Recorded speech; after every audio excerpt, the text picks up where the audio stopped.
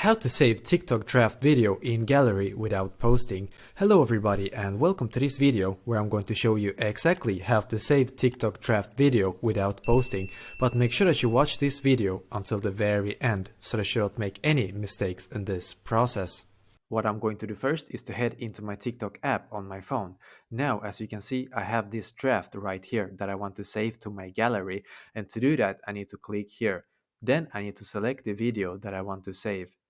Then in here, I will need to click on next. What we need to do now is to change this setting right here so that only I can view this video and not everybody else. So I'm going to click here and then click on only me. After that, I need to click on post and then wait for the video to be uploaded on my profile. So this video right here will only be shown to me and nobody else. So what I need to do now is to click on the video and then click on these three dots right here. After that, I need to click on save video. And just like that, I have now saved my TikTok draft video to my gallery. If this helped you out, then I would appreciate if you could leave a like on this video, comment if you have any questions, and I will do my very best to try to help you. And also, don't forget to subscribe to my channel, because I'm doing these kind of helpful videos every day. Thank you for watching and have a great day.